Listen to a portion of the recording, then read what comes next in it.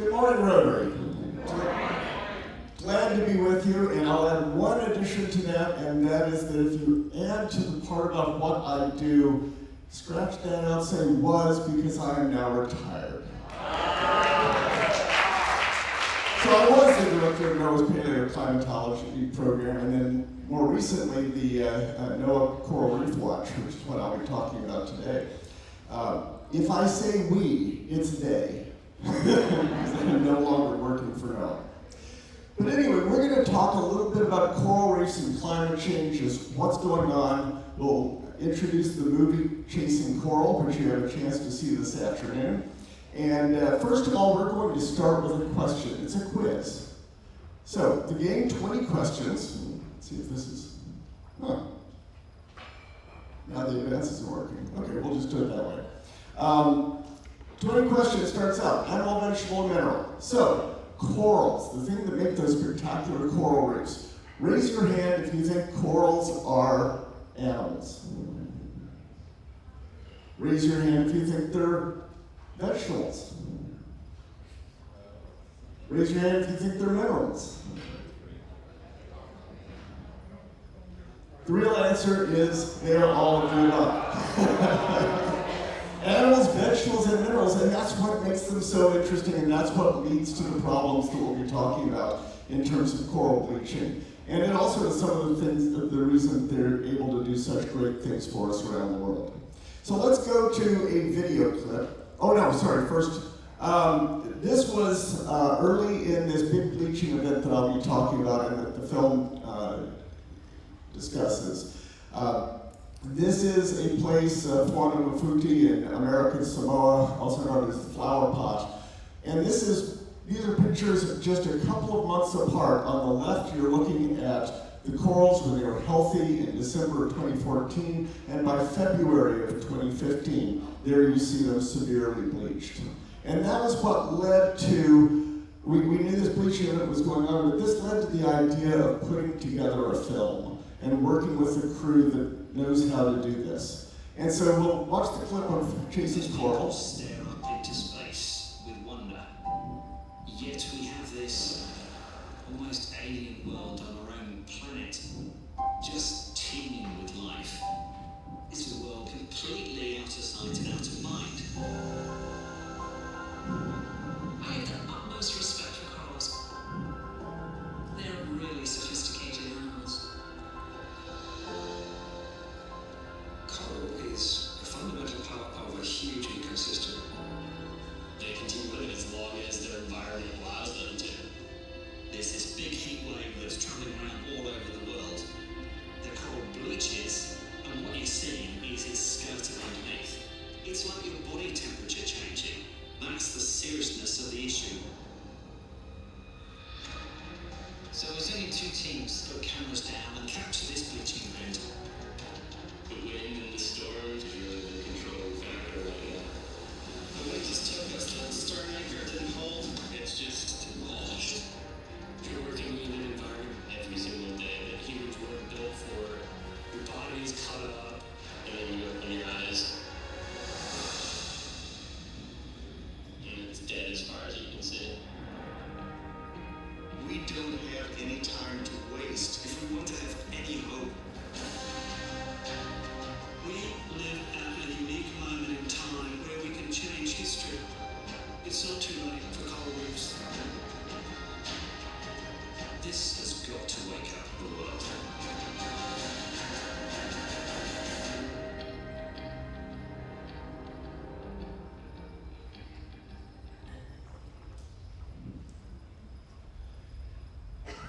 So I'll come back to this a little bit in a little while, but remember, 1 o'clock this afternoon in the Q restaurant, that's one floor down at the other end of the ship. I have a chance to do a screening, and you can see the film, and we'll have Q&A afterwards. What goes on when corals bleach is the coral's color actually come from these microscopic algae known as zooxanthellae that live inside the corals. So this animal has these microscopic plants living inside their tissue. That's what gives them their color. That's what feeds the corals. So this is what allows them to do everything they do, including the two of them working together to build these skeletons of calcium carbonate or limestone that builds these huge reefs that can be seen from space. Unfortunately, this relationship is temperature sensitive. And what we're seeing now is the temperatures are rising, and this is impacting coral reefs all around the world.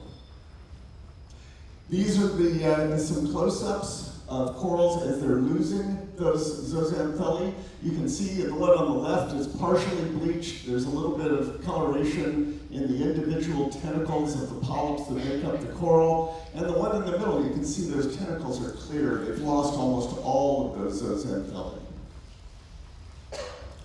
Why is this happening? It's happening because the temperature is changing dramatically. This visualization from NASA, based on one that Ed Hawkins in the UK developed, is showing you every month of the year the average global temperature, and you can see that as we go through from month to month in the early part of the 20th century, it's all staying right around that 0 degrees C or 0 degrees Celsius difference from the normal. So in other words, temperatures are about normal. Well, some periods are a little cooler, some are a little warmer. But now as we get into the 1970s and 1980s, things really start to change. And you start seeing those variations going outside farther and farther and farther. As we get into the 21st century, those excursions are getting farther apart. Actually going outside, that 1 degree C increase in average global temperature. And when you hear about things like the Glasgow and the Paris agreements, the climate change agreements, they talk about 1.5 and 2 degrees C above previous temperature, and you can see how far we've already gone. Go next. This is data from NOAA. You're looking at a comparison of this year in black from the 10 warmest years on record. First thing to see is you're noticing that this year is right in the middle of those. There's no big El Nino, there's no La Nina, there are no big climate phenomena going on this year to make it special. It's just a fairly normal year, except normal is now no longer normal. Normal is much warmer than it used to be. The other thing to note, and I've been using this particular image for a couple of decades now, and it keeps changing. And one of the things that's just happened recently is now every year of the top 10 warmest years on record are since 2010. Just think about that. And think about the next one. And that is that, oops, I thought I had another one in there. Oh, never mind. Think about the fact that everyone in this room has seen those earlier temperatures where things were fairly normal. But anyone now, 44 years old or younger, has lived in a time when all of the temperatures they've seen have been above normal. All of the average monthly and yearly temperatures. Coral Reef Watch uses a set of satellites to look at the sea surface temperatures that cause global warming, cause coral bleaching. It's a combination of two sets of satellites. First, you have the geostationary satellites, those weather satellites that sit overhead and show you the image as weather changes through the day. But then it includes also these polar orbiting satellites that go around and cover the entire globe. And the combination of those allows Coral Reef Watch to piece together a set of records of what the temperature is doing in the oceans around the world. We start off with the sea surface temperature record, and the version the Coral Reef Watch has called Coral Temp has been especially put together to look at temperature through time. The next slide, a very common thing we look at is sea surface temperature anomalies. So how different is the temperature of today from the temperature that this day normally has in a given year? Next, we go to the coral bleaching hotspots. Instead of looking at how different is it now from normal years, it says how different is the temperature right now from the warmest temperatures of the year. In fact, comparing against the warmest average month at each location around the globe for tens of thousands of locations. We put that together with data through time where we add up those hotspots. We developed a degree heating week, which is very predictive of coral bleaching. And the last one, and I'll show a few of these images, is the bleaching alert area. It combines those last two and simplifies it as saying, is there an alert out or a tendency to see coral bleaching at this time? This was Monday's data. You're looking at the sea surface temperature converted into these coral bleaching alerts. And you can see up here, this will work for a laser pointer, I hope. Yes. Over here where Bermuda is, you're in this warm water patch that's off the coast, the southeast coast of the US. You can see that right now, in fact, there are concerns about coral bleaching in areas from Taiwan up to Japan, in the Northern Mariana Islands and the Osagawa Islands, the northwestern Hawaiian Islands, and starting to warm up in parts of the Caribbean. If we go to the next one of the other things that Coral Reef Watch does is uses climate models to look forward. And this is looking at the next 4 months. And you can see those areas that are at risk of coral bleaching over the next 4 months, heating up a bit in the Caribbean, and the big area of concern right now is over here in Asia. What happened from 2014 to 2016, and is captured in part in the film Chasing Corals, was the biggest, most extensive coral bleaching event we've ever seen, and the longest lasting.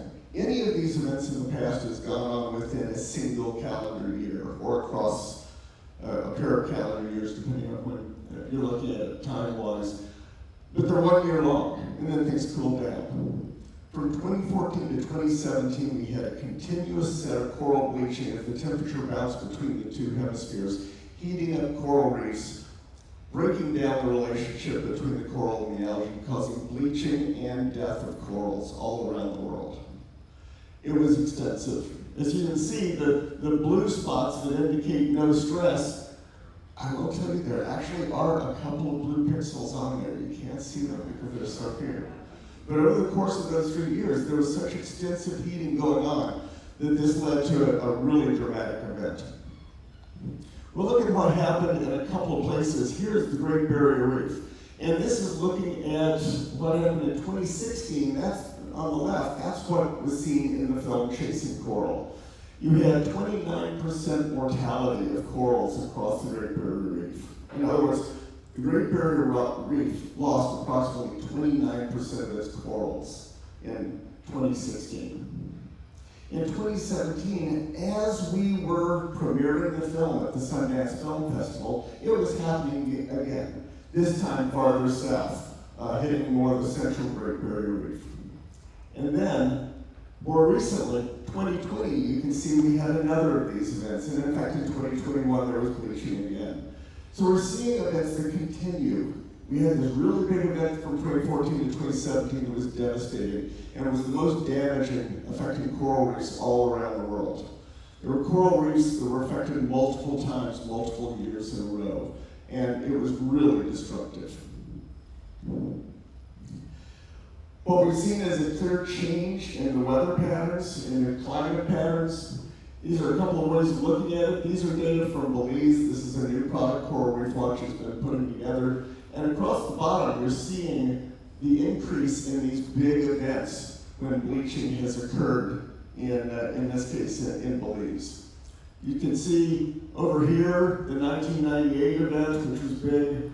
There were some little events going along in the early 2000s. And then in the same period where that bleaching event was going on, 2014, 2015, 2016, actually 2017 and even 2019 were really big in Belize. The other thing you look at is the temperatures over that time period. You can see that the first decade of the satellite record that runs this entire period looks completely different from the last decade. So you're seeing this shift in temperatures of what the corals are seeing on the reefs. And all of this with only about 1 degree C of warming so far. Not the 2 degrees C that you see in a lot of the discussions of international agreements, or the 1.5 degrees of warming that is really being pushed forward for most developing states, small island nations, that know that even at 1.5 degrees, the effects are going to be dramatic. So the thing is, we need to be looking at what we can do and how we can move off of this. And the most important thing is the impact that greenhouse gases, heat trapping gases, are having in the atmosphere. Carbon dioxide equivalents of gases have increased dramatically since pre-industrial times. We're looking now at values that are about 418, that was the peak earlier this year. What we need to do is not only not get worse, but we need to actually bring it back down to somewhere around 350 or below for coral reefs to be healthy. That's getting it back to levels of 1970s. That's not all that long ago. Think about how recently, think about things you did in the 70s. Yeah, it doesn't seem that long anymore, if you can remember them. But that's what we need to be looking at, is getting back to those temperatures, and there are things that have to be done to get there. The nice thing is we do have major efforts underway. And this is a big push, and things that need to be done is moving off of burning fossil fuels. Countries have stepped up, closing power plants. This has been a big move. The UK was about to finish their move, and they decided to keep their last coal power plant going a little bit longer because of what's going on in Russia and so forth. But generally, there's been a movement in this direction. The other thing is that a lot of states, local areas have been making moves toward electrification, there's a lot of electric mass transit that's available, also electric vehicles. This is a big change that you can all make in your lives, is going in and driving electric cars. This is actually me with Jeff Orlowski, the director-producer of Chasing Coral. I had just gotten that license plate when he was in town for a screening of the film, and I was putting it on the Nissan Leaf. It's actually now on this Mustang Mach-E, showing that you don't have to just have little economy cars for driving electric. The other big move in driving electric is even more important, and that's for tradesmen. That's for people who work in their vehicles every single day.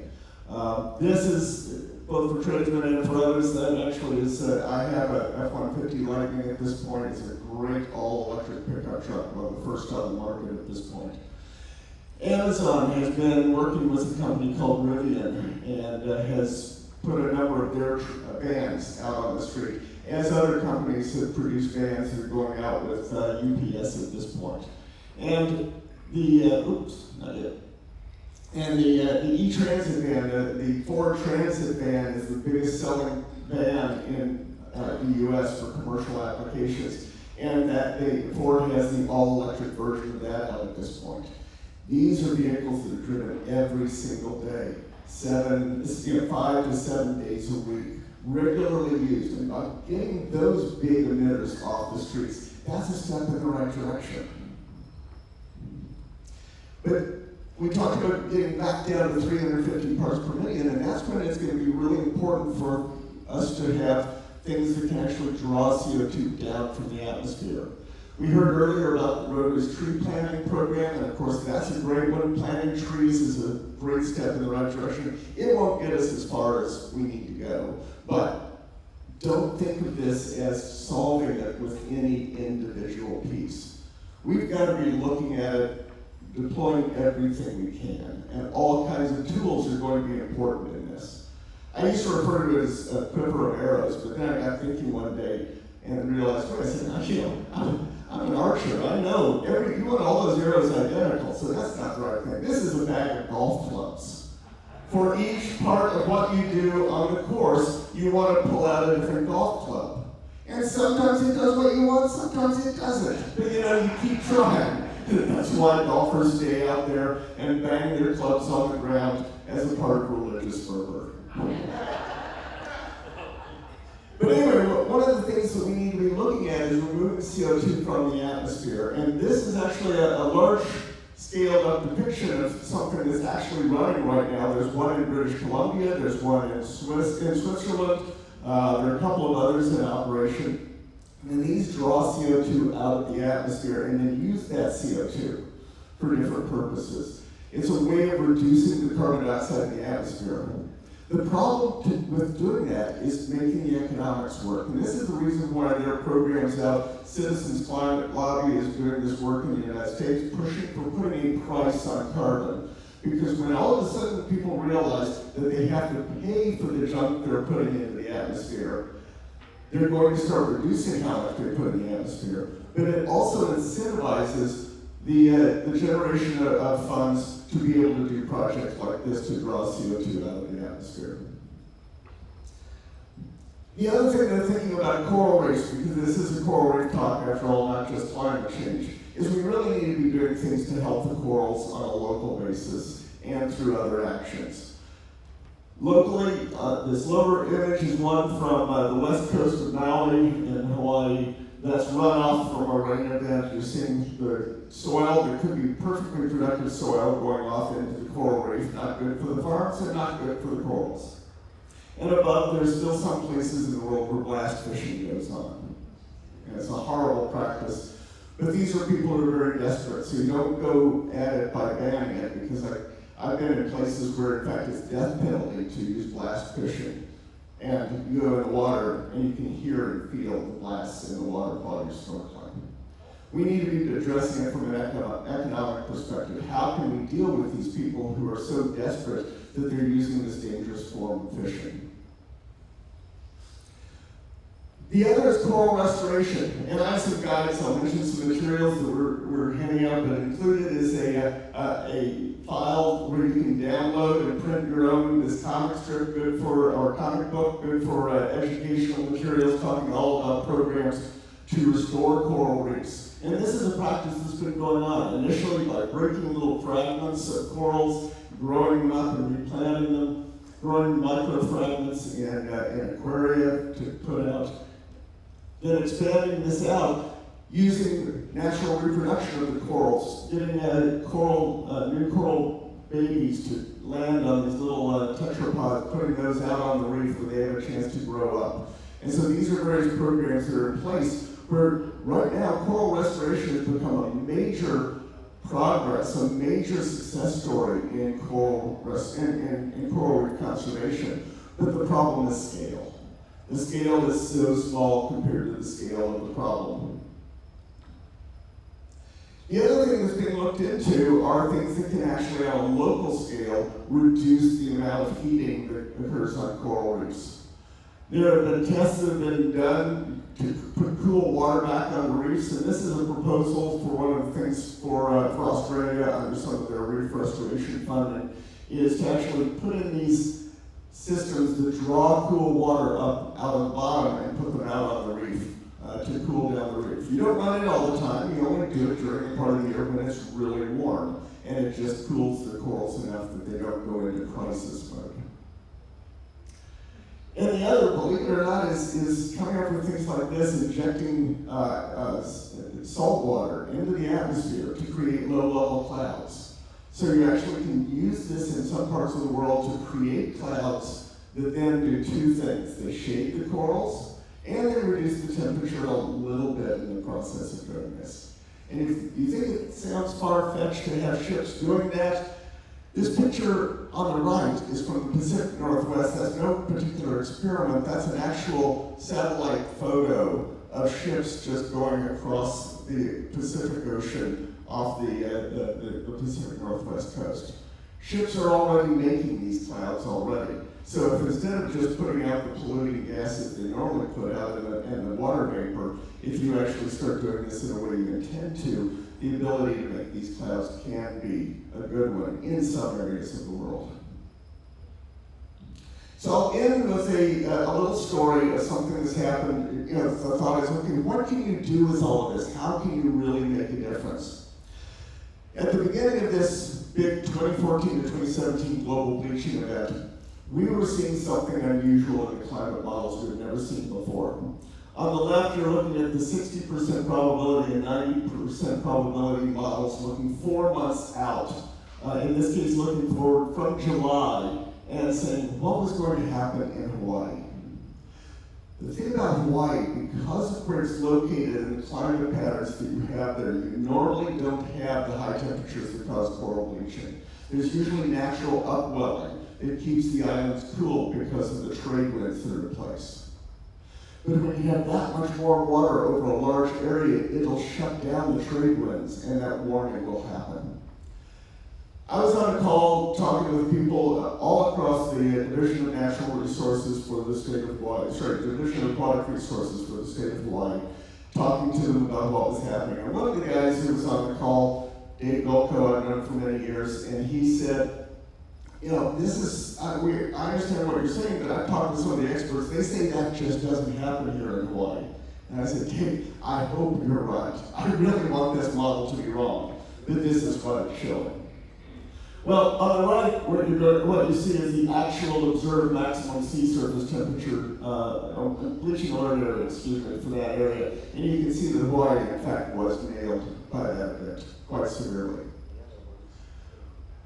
Well, Dave Golko went back from that and he started thinking, you know, he was feeling a little scared from all of this. And he had got into a new job where he was running the nursery for the state of Hawaii. And that nursery normally takes corals that are going to be destroyed by projects like building new piers and things, pulling those corals out, growing them so they can put them back in places where there's an accident and they need to restore. He said, well, we've got this big nursery, what can we do? He put out a wanted poster, the 12 rarest corals in Hawaii. Yeah, normally it's the 10 most wanted, 3x4 makes a nice rectangle on a poster, so. The 12 most wanted corals, only found in Hawaii. And in fact, what you're looking at here is one of the tanks where they brought these in. And that one coral, Parietes duodenii, is the one that's circled in that aquarium. Parietes duodenii was wiped out in Hawaii in 2015. That event wiped out the species. It was gone. It could not be found in the wild. It was already a very rare species. Now, it's possible there were a few remnants in places that people didn't know. But as far as they knew, the places where it could be found, they did not exist any longer. But what they did was they took these fragments, they went through a process where they grow out the corals into larger blocks. This is one of those blocks, and that is being put out on World Ocean Day, which is a big event that occurs every year in June. This is June of 2019. The event happened in the fall of 2015. In less than 4 years from being wiped out in the wild, this coral was being put back on the reef where it had come from. So again, this is one of those golf clubs. This is one of those many tools you have where if you know something's going to be happening like this bleaching event, there are actions you can take. And so I want to leave you with the hope that we all have in the community, that this is a big event. This is a big process. Climate change feels so overwhelming. But we all have things we can do individually, things we can work for with people locally. So one of those things is education. I encourage you all to come to the film at 1 o'clock. Chasing Coral did win the Audience Award in 2017 at Sundance, won the 2018 Emmy for Best Nature Documentary. It is streaming on Netflix, but Netflix has actually made it available free on the Netflix YouTube channel. So you don't even have to have a Netflix account or somebody else's Netflix account. You can watch it on YouTube for free and see this. And after you see it today, you can go home and have watch parties with your friends, show them this film. It's a great way to get the word out. And there are other resources. This is another QR code you can scan. My wife's going to be handing around some slips with this on it, which turns out is a good thing because the way the Wi-Fi is working in here, you might not be able to pull it up until you get home or whatever. But this is a set, not overwhelming. This is just a one-page list of some key resources that you can go to. If you want to look, there's a whole lot more on the web, really great stuff. But these are some key resources, educational things like this comic book, which is from the group Sea Corps, talking all about coral restoration. This NOAA infographic about 10 ways to protect coral reefs, and other materials that are out there. So these are up here for you to look at. We only have one copy each of these, but June's passing around the QR code and information for where you can get all of this. So with that, the important things that we've talked about here, there was this really huge event in 2014, 2017, which is a part of these rising temperatures where climate change is leading to dramatic bleaching and death of corals around the world. Climate change is causing an increase in the bleaching, and the intensity and the frequency of these bleaching and mortality events. But we really don't have time to give up hope. We have to be hopeful. We have to be looking at those things we can do. And as the saying goes, you can't do everything, but all of us can do something. Thank you.